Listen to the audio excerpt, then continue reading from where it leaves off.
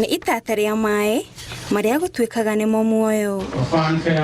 Maĩ maya makĩrugũrio kũhe muoyo ceceni ya gũthomithia maabitha a borithi a Embakasi na ona matũra marĩa marigicĩirie thukuru ũyũ. Hamwe na arĩa makinyĩte igongona-inĩ rĩrĩ nĩ amwe a atongoria maabitha a borithi, atongoria a matũra ma Embakasi na rũgamĩrĩri a gĩkundi gĩkĩ kĩa ushiriki wema. It is clear that our joint venture is very, very important for the National Police Service and the communities actually. Itafarĩra tanyĩtwo kũrĩmĩra ũiguano gatagatĩ ka mũingĩ na maabitha a borithi, ĩkĩanjĩrĩria na gũthondeka mĩikarĩre ya maabitha a borithi.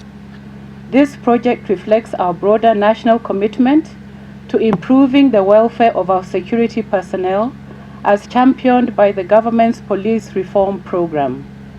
Just as His Excellency the President has prioritized dignified housing and healthcare for officers and the general public at large, we too recognize that access to water is not a privilege, but a fundamental right that boosts health, productivity, and community resilience. Oho, anyititemi mwena wa ũgitĩri nĩ makenereire tabarĩra ĩno, makiuga atĩ hamwe na kũgunĩka na maĩ, nĩ mekũgunĩka na matawa ma kũhũthĩra hinya wa riũa, na ũguo kũnyihia thogora wa ũhũthĩri wa thitima. The National Police Service is happy to hear that we are now going a step further, whereby besides having borehole water, we are also going to benefit from the solar systems that are going to significantly lower the costs that we always incur on monthly basis, on quarterly basis, in terms of